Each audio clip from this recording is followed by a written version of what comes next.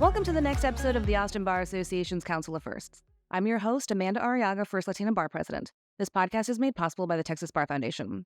Today we talk to a very impressive panel of lady lawyers.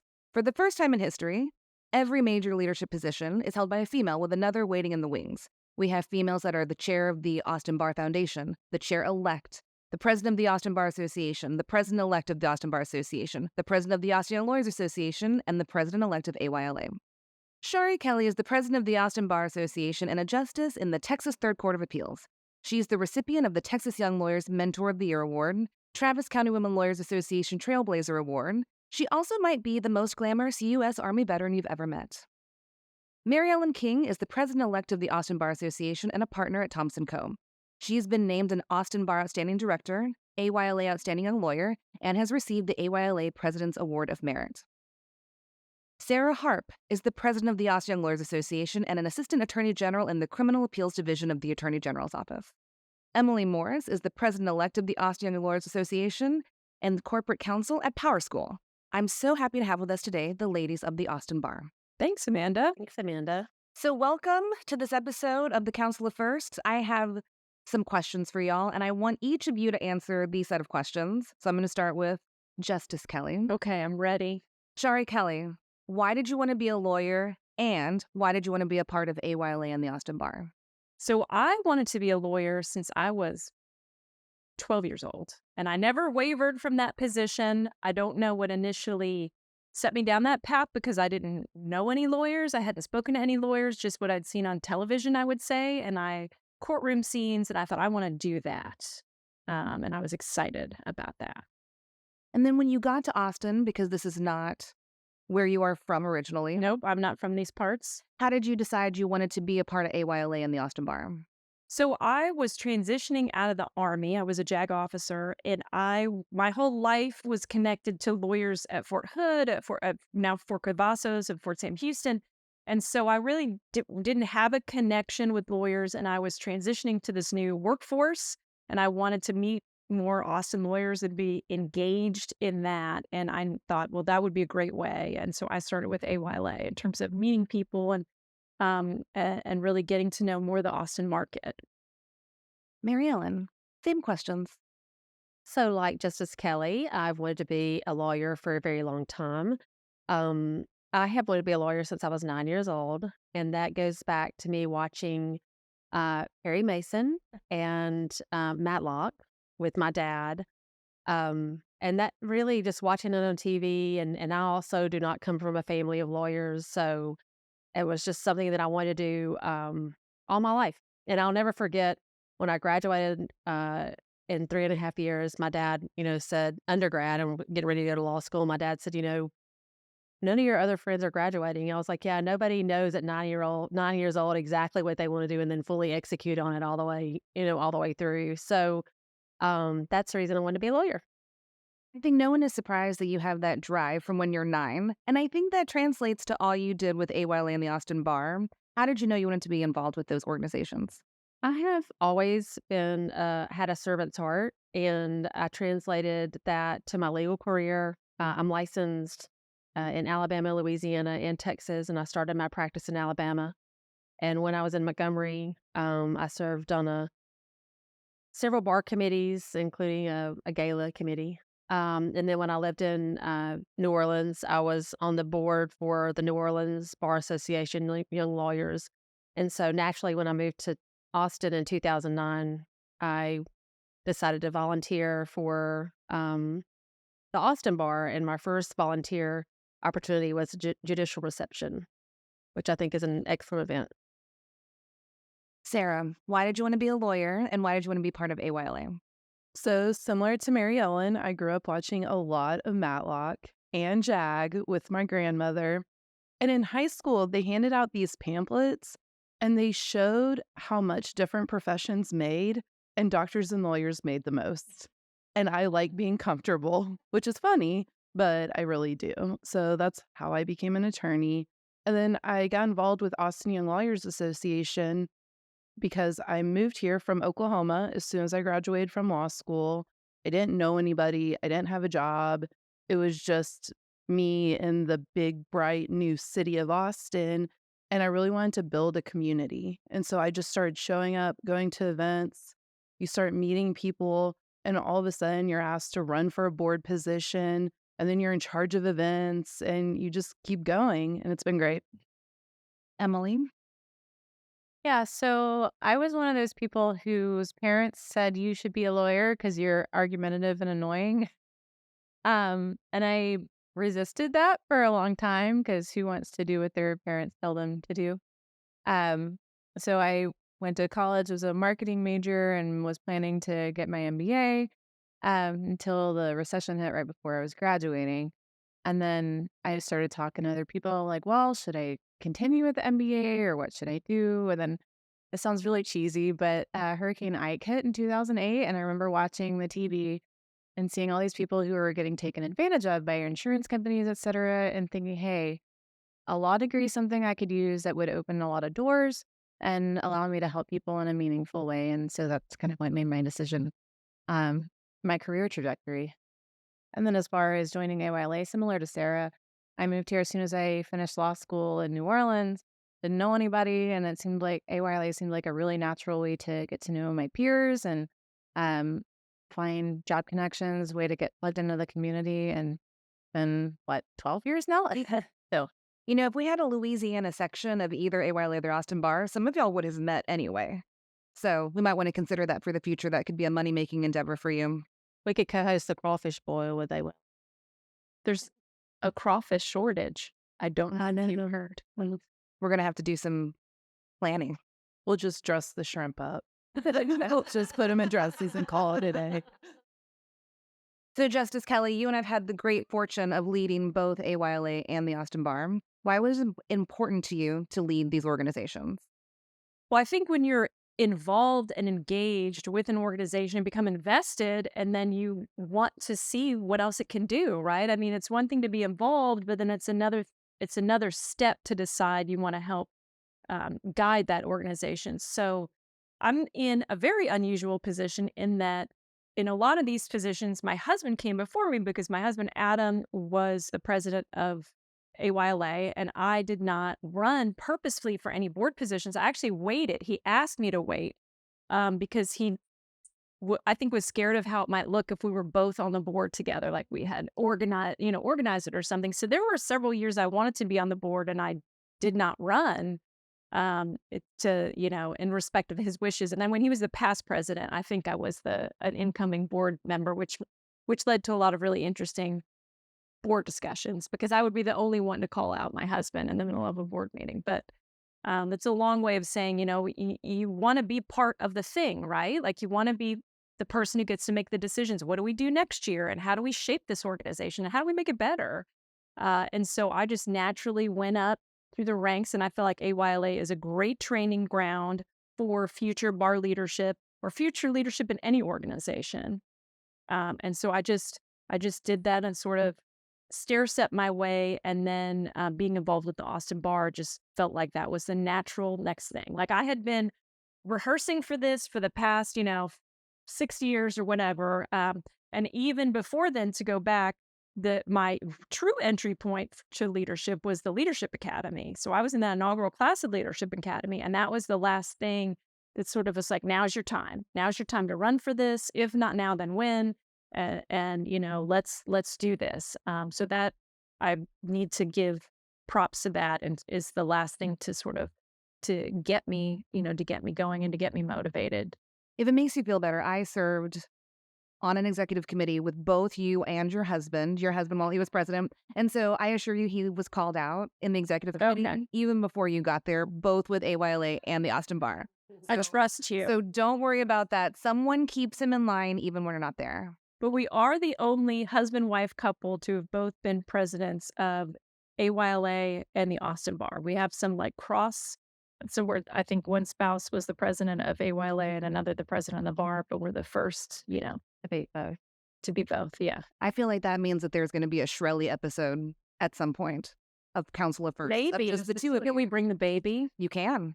She's not at first yet, but She's our first. well, okay. Then she's allowed. She's not an Austin Bar first. So either with the Austin Bar with AYLA, do you have any projects that were most meaningful to you? I really loved in AYLA, we started a project, and really this was Nadia B-Tech's idea at the end of the day, but Runway for Justice. Runway for Justice was a runway show that we put on. We had local lawyers who dressed up who modeled rather clothes that were loaned to us by different groups in town, different designers who were very generous with their time, and it was just a lot of fun. We sold tickets, and you met lawyers that you never would have known otherwise when you're modeling with them or getting them ready to go. And I remember even just connecting with some of the folks that donated. And so there's a shop in town, a gown shop, Z Couture. And when that shop was very new, that owner, who was a young owner, let us take all of these gowns and use for years. And because of that, I still go in for the Austin Bar Gala. I'm like, hello, I'm here for my dress. And the owner's there. She's like, oh, Chari, can I get you a room? Because I will never forget that. But that was just, it, not only was it fun, it was something that changed a little bit every year, so it made it a little bit different. But then I felt like it was a project that people were engaged around, and we made, a little bit of money on it. It was a good non-traditional way for lawyers to relate to each other. Yes. Because that's not typically what we do. We go to CLE, we go to classes, we go to events that are maybe a little stuffy. We don't just model. And we would, before the runway show, I would take, particularly the ladies, and men didn't seem to have an issue with this. Be like, let's do your runway walk. Like, people are doing it way too fast. You need to soak in your moment. So imagine these lady litigators, these lawyers that are in the courtroom every day being nervous about walking on a runway. I'm like, no, girl, we're going to do this. And then practice their strut and their pose at the end and turning around. And it was nice to see that different perspective, because as a lawyer, it's easy to argue for someone else, right? It's a little different when the spotlight's on you because you're you. And that's a different dynamic that a lot of even like high-powered litigators, I feel like, get a little, nervous if they think it's about them and not about the issue. Mary Ellen, why did you want to lead the Austin Bar? Well, I've always enjoyed being in leadership and helping direct organizations, but like Justice Kelly, I was not the inaugural leadership class, but I was one of the members of the best leadership class in 2013. And after that, I really think the Leadership Academy is just an incredible way to develop young leaders. I was not young, I was older in that class, but um, after that leadership class, I started running for the Austin Bar Board and then just have slowly moved my way up. And it's really interesting the way we do it. I like everybody's different and everybody brings great perspective to the board and to the executive committee. And I think that's why we're such a strong organization and we continue to thrive year after year. So I've really enjoyed being a part of it, even through COVID, even through moves, even through all the last couple of years that have been really tough being in leadership at the Austin Bar. I still would not trade it for anything. It's been really, really rewarding. And you've been around for a long time, working on a lot of projects. Do you have any project that's been the most meaningful for you? Well, I mean, I would be remiss if I didn't say the gala, right? I probably would, the gala always, but right now, because I'm just coming off the gala, it's a little hard to say the gala because I'm exhausted from the gala. But I do love the gala. I love fundraising, period. So that's one of the things I love about the gala. And fundraising is not something that comes easy to a lot of people, certainly not lawyers. And so I really enjoy that. And the reason I enjoy it is because at the end of the day, that translates into grants and programs being funded by the Austin Bar or being funded by the Austin Bar Foundation. So it's a fun way to raise money to make a difference in the world. So I really enjoy the gala. And I also enjoy getting dressed up and going out. Sarah, why did you want to lead the Austin Young Lawyers Association? So just to go back to something that they've mentioned, the Leadership Academy, their event this year will be May 10th, a night at the library, at the library. I have to use this opportunity to mention that. So I joined Austin Young Lawyers because I guess at the baseline, I'm just nosy. I want to know what's going on. I want to know how events are being planned. If an event isn't going as smoothly as maybe I thought it should have been, I want to know why. And so getting in leadership, the buck really stops with you. If you're in charge of an event or if you're president, it's on you to make sure it goes well, to ask the right questions, to step in when you're needed. And I think that our events are why people want to be members. People aren't going to continue paying annual dues if they're not getting something out of it.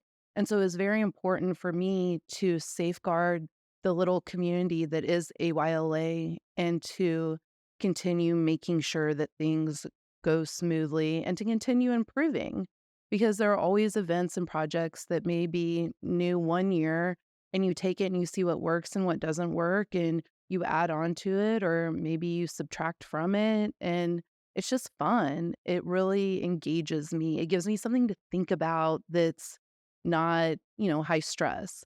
Like if we have an event where we don't hit our goal in fundraising, nobody's going to die, so it's okay. But I just really enjoy And you that could call Mary aspect. Ellen because she loves fundraising, so she might help if you ask nicely. We're probably going to be doing a class for the Leadership Academy this year on fundraising. Just another plug for the Leadership Academy this coming year. And we can put the May 10th event in the podcast notes so that folks know how to sign up or sponsor. That'd be great. Thank you. Besides the Leadership Academy, is there anything that you've done with AYLA that you're especially proud of? So we do this thing called Docket Call every third Thursday of the month. And it is the most low pressure event. It's just attorneys showing up and talking to one another. There's no preparation. There's not really a whole lot that has to take place. People can just come and just exist and be with one another. That was actually the very first AYLA event I ever went to. I didn't know what Docket Call was, but I knew it was on Thursday at 5:30 at a bar, and that sounded like something I could handle pretty well. And so I think that's just one of our main events that, you get out of work and maybe you're stressed about something and you can just go and talk to people who maybe have had similar stressors. Or on the flip side, maybe you just won a huge case and it's great to go home to your dog and tell them about it, but you also want people to celebrate with you. And you can come to Docket Call and do that as well. And if you're an older lawyer and you passed over the 40-year Rainbow Bridge of AYLA membership, what can we do so we can go to Docket Call but support AYLA? I am so glad you asked, Justice Kelly. Great. We Justice have- Kelly, I was going to ask the same question. We have a sustaining membership. So you get all of the same benefits as being a regular member at the same price. You just can't vote in the elections, which I don't think anyone's probably too upset about. So yes, please join. Even if you're past 40, you can still be a sustaining member. And I will say, as a former AYLA board member, you would be surprised the amount of older lawyers who always come to Docket Call. I mean, every single time, and some of them are members and some of them are not. And I know, Amanda, when we were on the board, we were like trying to crack down and stop, but it's hard. It's hard to tell an older lawyer or a judge or whoever and be like, hey, have you paid your dues? Hold on before you come in, because they'll do that with the younger lawyers, but not, it's hard to say that to somebody that you look at as a senior person. So that's another plug too. Lawyers, it's on you to pay your dues. Yes, if not, we're going to come. The rest of us sustainers are going to come and say, hi, seasoned lawyer. Did you give Sarah and Emily money? If not, get out. If your organization pays your dues, like if you work for Travis County, for example, or for the state or someplace that pays your dues, they pay your dues, but usually not AYLA or AYLA sustainer dues. Definitely not AYLA sustainer dues. And so you have to log in yourself to Member Central and renew that portion. I'm saying this as a reminder that is exactly what I need to do with my AYLA sustaining dues because of the way that the court pays the Bar Association. So for some of our government members, sometimes they have to remember, oh, I've got to go back and, plug in that other portion. And now, Emily, you sort of took a parallel track with the Austin Bar and AYLA because you've already been the chair of a section of the Austin Bar. Oh, true. Yeah, I know. I know that about you because you were one of my section chairs on the board. So why was it important to now come back and be president of AYLA? Yeah, so I guess I consider them parallel. I don't consider them in conflict. I've been part of both organizations. They bring different benefits. So on the business law side, yeah, it's really important for me to be among peers and be able to network that way and get industry specific um, advice. And but on AYLA, yes, it's community driven. It's foundational for friendships. But I'm going to say the same thing that everybody else has. I think Leadership Academy was an instrumental part in helping me make those connections and think, oh, maybe I can contribute to this organization. Maybe there is a path for me in leadership here. So um, I had been part of AYLA for, I guess, a couple of years before that, but wasn't super involved in the committees. And I was in the 2015 class of Leadership Academy. Still really good friends with my classmates. But that was where I got to meet a lot of the leaders, not just in AYLA, but across the whole legal industry in Austin and other community leaders outside of the legal industry. And then it's been kind of a natural flow since then. So I was invited to be on the committee for a couple of years, and then I co-chaired it for a couple of years after that. And then I decided, well, this is a great organization. I want to keep it up, and to run for director. Then I've been an officer in some capacity ever since then. As far as the business law section, yeah, I consider it complementary. So that, again, it's more industry specific, still more community. It's a wonderful benefit that the Austin Bar offers to its members across the board. Either with the business law section or AYLA, do you have a favorite event or project that you got to work on? For AYLA, I think MLK Day is probably my favorite project that we do. MLK Day of Service. So most people have the day off, the third Monday of January, and we make it really easy to give back. So um, our folks who organize that pick out different charities that we can volunteer with, and it's something that you can go through a list and say, oh, I want to walk a puppy and for Austin Pets Alive or the Austin Animal Shelter. If you're not as mobile, or if you don't want to work outside, you can say, oh, I can sort books. That's easy. And so we make it really easy, but it's also fun. And it's another way to get to know people and through service that you wouldn't probably come across their path of it. So now this question is for the group. This is the first time in history we've had these particular leadership positions all be led by females and then having females as president-elect. The last time we had something similar was from 1998 to 2001. Beverly Reeves, Mina Breeze, and Belva Price were the only other three-peat the Austin Bars ever had. I think it's less rare with AYLA for some reason to have females succeeding females in leadership positions. But why do we think this is a once-in-a-generation thing that females are the leaders? I'm shocked it hasn't happened before now. I mean, just with the legal market in Austin and all the people that we know. I don't know. I think sometimes too with the board or with local attorneys, there's this thought with women specifically that you think, okay, I'm going to put myself out there, and you're like, but I don't know. Should I do it? Like, you second guess yourself a little bit. Is it someone else's turn before me to do that thing? And that's what makes, in part, women sort of hesitate, right, and not jump in. And so I know for me personally, I've talked to several people who've thought about running for the board, or former AYLA presidents, and so like, well, should I do this? I'm like, why not? Yes, you should. And so I guess in moving forward and thinking about why did it take so long for this to happen, I would encourage everyone who's listening, if you have a friend, if you have someone who's you think would be good in leadership, sometimes people need to be asked. Right? I think Sarah mentioned, right, being asked to run. Sometimes we need to be asked. Everyone just doesn't come up with it on their own, and go up to somebody and say, you'd be great at this. Why don't you do this? And it's that extra lifting that helps get people down the road. But I don't know why. I think that in the post-COVID world, we have a lot more flexibility.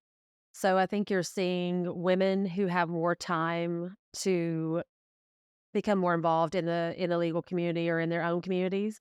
And I think that's a product of, I mean, for example, I have a 9-year-old son, and Justice Kelly has a 1-year-old daughter. And so because of so much flexibility now with Zoom and the ways that we can meet, I think that allows us to be a professional, be a mom, and then also give equal amounts of time back to community.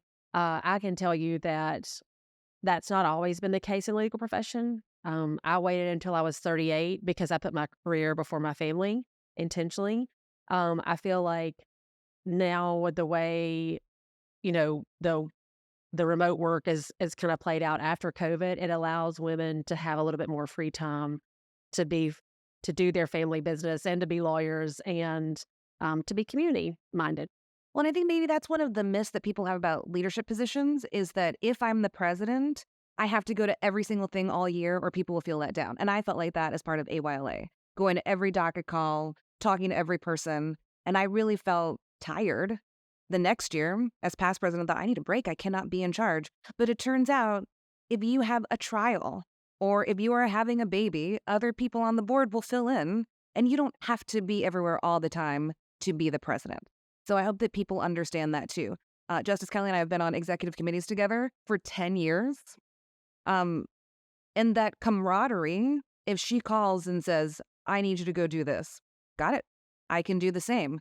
You mentioned the COVID year. One thing, because we work well together, because we've all known each other for so long, when COVID happened, we had to immediately pivot with bench bar. We could no longer do that in person. And so we had this brilliant idea to do couch bar. But we couldn't use any of the bench bar programming. And we were sort of told, if you want to do couch bar, you can. But figure it out, do new programming. There's no committee. And so Justice Kelly and I spent one day reaching out to people, and we got a day of CLE programming within that 24 hours.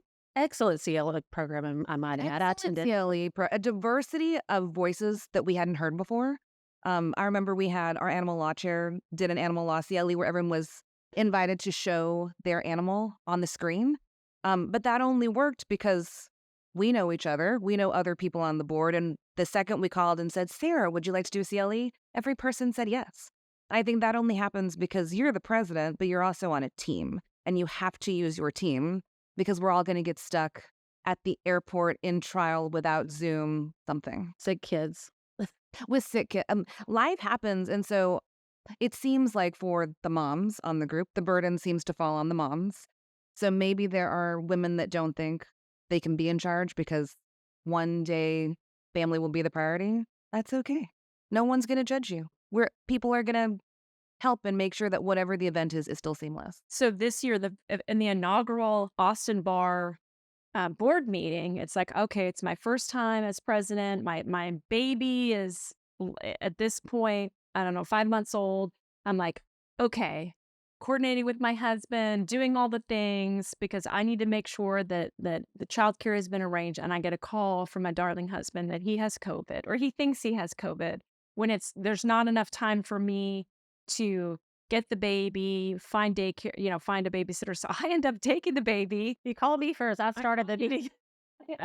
Called Mary Ellen. Could you start the meeting? Adam has COVID. And so Mary Ellen starts the meeting. And I took a COVID test and waited for the results in the parking lot before I came in. And I literally walked in with my baby and handed my baby to Judge Garrett Campbell, here. And she's like, okay. Board members took turns caring for baby Chari, who was pretty good during that meeting.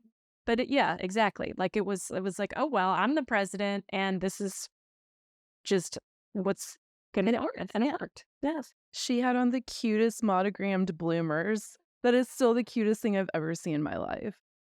Well, I feel like the best part of the meeting before you got there is Mary Ellen said, we have an icebreaker, but I didn't come up with it, so I'm not sure what it is. So here's what I think we were supposed to do. And then you came in. It turned out we were doing it right. Yeah. But that's how it started was we're just going to do it because it's 5:30 and we're going to start. I just want to add on to that as a mother of a young child that there have been many times when I've questioned my ability to do all of the things, but having great examples who are doing it is encouragement that one, I don't have to do it all. I can outsource and get support, etc. But two, that it can be done and just keep going. So y'all know the Austin Bar and AYLA are voluntary bars. There are lots of bar associations for lawyers to choose from. Why is it important for lawyers to join the Austin Bar and AYLA specifically? I'll say, well, it's the biggest one in the biggest one in Austin, right? I mean, that is a natural fit in terms of being connected with lawyers. The plug that I give is as a lifelong public servant, as somebody who's always worked for the government. My experience has been that lawyers in government jobs wake up one day and they're moving on to something else, whether it's public office, whether it's private firm life. And what is typical is that a lot of them don't take any time to invest in their network, right? Like you can't wake up one day and have a network. And so particularly for our friends who are working in government, break out of your shell, right? Go out, mix and mingle, because you need to know, and this doesn't just apply to government, you need to meet people and have connections, not just for today, but for 5 years from now, from 10 years from now, from 15 years from now. A lot of lawyers want to run for office. A lot of lawyers want to be judges. Well, go out and start meeting people now. When you don't have the pressure of something, it's a lot easier to network when you're not like in search of a job or trying to get elected. It's just kind of fun. And then those connections are built in. And all these events we're talking about, docket call, bench bar, even the gala, all these things are great potential networking opportunities that are also fun. And because of that, just that connection of the Austin market and the lawyers and all of the in all these different areas, I think it's very important to get involved and invested earlier. Well, so I've been in private practice for almost all of my career, which I shudder to think that it's been 22 years this year.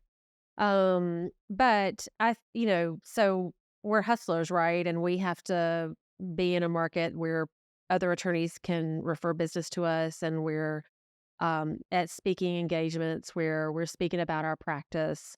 And the Austin Bar, in my experience, has given me the most diverse and the largest audience to do that, to sort of market myself and let other attorneys know what kind of work they can refer over to me and then also my firm.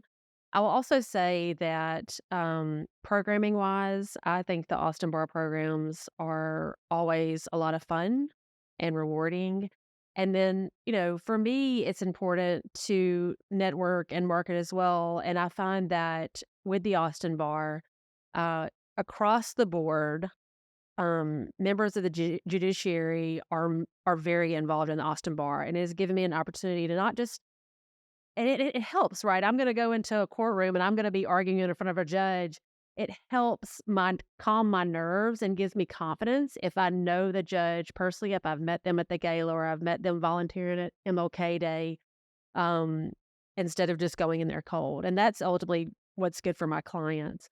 So I've just found that the Austin Bar meets sort of all of my needs as far as a private practice attorney, networking, and then giving me service opportunities. I think that you get a lot of bang for your buck in both the Austin Bar and AYLA. The Austin Bar with the CLE they provide, it's great. I think you really get more CLE than, what your dues would pay for if you were just out on your own getting it somewhere else. And with AYLA, I mean, if you just come to 2 or 3 of our events that are generally free and open to members, there's your dues money right there. And so for me, I think that's one of the biggest selling points. So before I was corporate counsel, I had my own private practice for 7 years, and my connections through AYLA and the Austin Bar were lifeblood for referral sources. So I know not everybody is running their own practice, but to other points that have already been made, yeah, the people that are helpful. Whether maybe today, maybe when you need another job 5 years from now. But yeah, go ahead and invest in those relationships. I don't think anybody would regret it.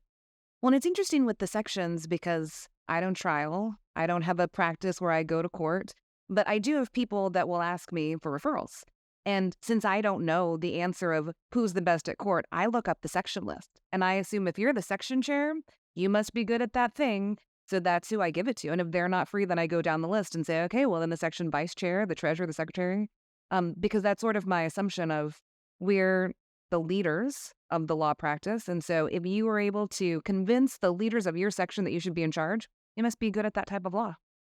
The other thing I didn't mention that I thought about once Emily spoke was that not only have I been in what is now medium-sized law, but I've also been owned my own firm as a solo small firm member, and I was president of that section. And so when I have a large law firm of 240 attorneys, if I need to ask somebody about a judge, or if I need to ask someone about a venue, or if I maybe need to ask them how to handle a particular matter, that's a little easier if I have 240 colleagues to go to. But the Austin Bar for me in the solo small firm section gave me that big community. And I think that, our solo small firm section is very large and is very active, and it's an excellent resource for knowledge, not just community. So, I think all the sections are that way, but for me, my experience was with the solo small firm really gave me sort of a big firm experience because of my camaraderie with my colleagues in the solo small firm section. So, for Mary Ellen and Emily, since you are president-elect, have you thought about what you hope to accomplish in the next bar year that would start July 1st? Yes. So in the next bar year, my goal is to bring awareness to mental health, and that includes suicide awareness and substance abuse awareness for attorneys. I think there's only one other profession that has a larger problem than we do, and that's the dental profession. And it's significant in our profession. Just this fall, we lost one attorney that I know of to suicide and another attorney to addiction. And I think as attorneys, there's a lot of reasons that attorneys are afraid to ask for help. We've talked about it a little bit here now. We want to be able to say we can do everything. But I think it's important for the bar to know that we are here to help them, and it's okay to say, I can't handle it. So, and there's so many of us who have been through that and walked that walk and done that talk. So, my goal is to bring awareness to that and to have people speak up who are in the bar who have walked that walk and asked for help and really had a transformative life, so that people who feel like they can't ask for help will know they can. One other thing is, I think we're all scared. A lot of people are scared if they ask for help, oh, they're going to pull my bar card because I have a mental illness or because I have substance abuse problem. And it's the opposite. I mean, we want to help people get past their hard times, because, most of us, or I think all lawyers, really support other lawyers in the profession. So I hope to bring awareness to that, and I hope to make sure lawyers know of all the resources out there available to them, to help them navigate those very difficult issues. So with AYLA, still kind of thinking through what we want next year to look like. Sarah's done a tremendous job with all the programming this year, so we want to continue that legacy.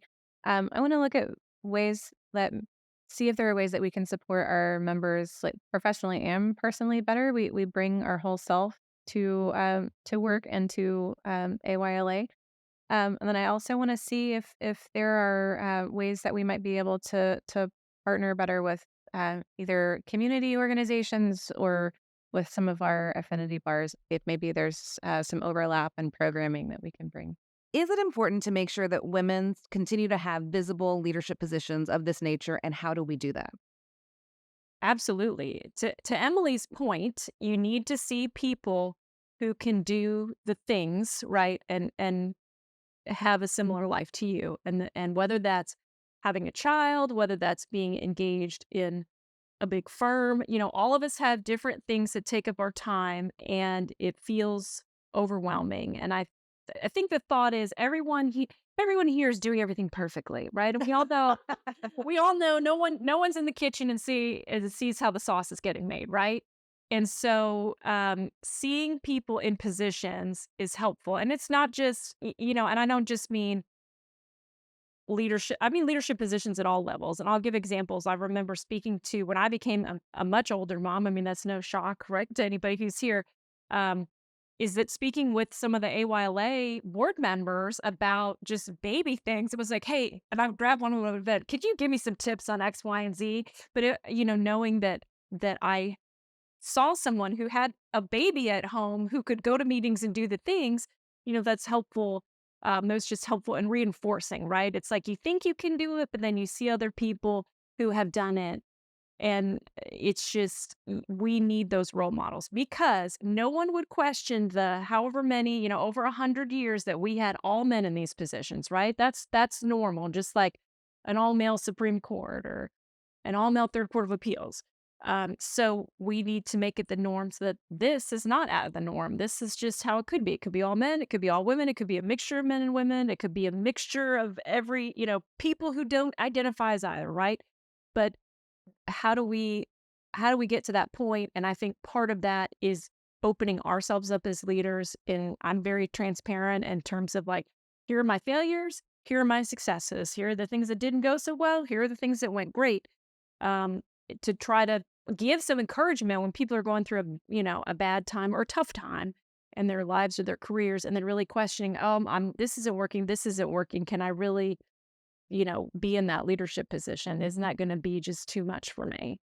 Well, and I'll give a shout out to your husband as an ally, because it's important for us to invite people in and to say, come join this leadership team. When I was thinking about running for the executive committee of the Austin Bar, another lawyer approached me and said, I'm older than you. I'll take it this time, and you can wait. And I had already submitted my paperwork, and your husband was on the nominating committee, and I called him and I said, well, I guess that's fine. I have time. I don't have to be in charge right now. I don't want to create drama. And he said, if you don't run, we will be all old white guys forever. So he said, I'm not taking your name out. And he didn't. And I was sort of surprised because I said, nah, I'll do it anyway. And then I ended up on the list. So it is to your husband's credit for being an ally to say, no, you have to do this. Even if it doesn't work, you will do this because we have to change. And I think doing things like this, I mean, raising awareness and letting other people hear. I mean, like, for example, I'm not domestic. I don't cook. I don't do clothes, but I do all these other things and I do them well and I'm proud of what I do. And I'm not trying to be the perfect mom or the perfect domestic diva or whatever, but just putting ourselves out there and letting people hear this is how we did it. And, being open. Anybody can call me and ask me a question about how I did it or how I could help them. I mean, I regularly have coffee with people who are making career decisions or career moves and offer them, my experiences and offer how I can help. And I'll do that with any young woman who is looking to become active in leadership in the Austin Bar. I think that's exactly what it is helping each other and encouraging each other and just pulling up the person behind you. I think that is incredibly important. And we have had a lot of great allies like Blair Leak. He's our past president, and he's been fantastic at encouraging people and being there to ask questions too. And so it really does kind of take like a village to continue having women be in leadership positions. Yeah, I think being asked, so it wasn't necessarily this organization, but I have to go back further to when I was first asked to join the Travis County Women Lawyers Association board. My mentor through that organization, Leslie Fitzpatrick, asked me, "Hey, do you want to join? I think you could do this." And at the time, I was super nervous and like scared to talk at a meeting, but I went and I did, and it built that confidence. And I think that's what we have to continue doing. What advice do y'all have for lawyers who want to get involved but don't know how? Just show up. Just show up and start meeting people. It's always scary going somewhere that you don't know that you're going to know anyone or you might not click with people. But we all walked into our first day of kindergarten, and this is a lot less scary than just doing that. Come to docket call. Pay your dues and go to docket call. We have our diversity bar mixer coming up on March 21st at Vince Young's Steakhouse. And that is also open to all of our affinity bars. So if you're a member of any affinity bar and or AYLA, that's just a great introduction and you can meet a lot more people. So please come out. So for Austin Bar, I'll just say just volunteer. If you're not sure where you can volunteer, call us and we'll find you somewhere to volunteer. Bench bar is coming up and we'll need some work, help pulling that event off. And then the other thing I would say is join the sections. I mean, sections are an incredible source of knowledge and community. And quite frankly, the Austin Bar is the sections. So I would say join the sections, become a leader in your section, and then it just ends up like, I guarantee you somebody will ask you after you're a leader in your section to join, the larger bar association. So again, just show up at the events and show up at the section meetings, and we will find a place for you to help us. And if you've already made the decision that you want to be more involved and you want to be involved in leadership, the board applications for the Austin Bar are open right now, and you could see more information on the website and put in your application. And we've had plenty of contested elections and plenty of people who've run and not won and run again. And so, if you're really thinking about it, like Amanda said, go put your name in the hat and Hopefully you win. If you don't win, hey, you had the experience of running, and then maybe that motivates you more for the next year. But I think people get scared at the thought of that. But no, it's a good life experience, right? At the end of the day, and it's an easy way to get involved too. Is just to say, you know what, I've done some things, and now I want to be on the Austin Bar Board. Well, thank you to the ladies of the Austin Bar for being here to celebrate our once-in-a-generation accomplishment to be lady leaders at the Austin Bar. Thank you, Amanda. Till next time.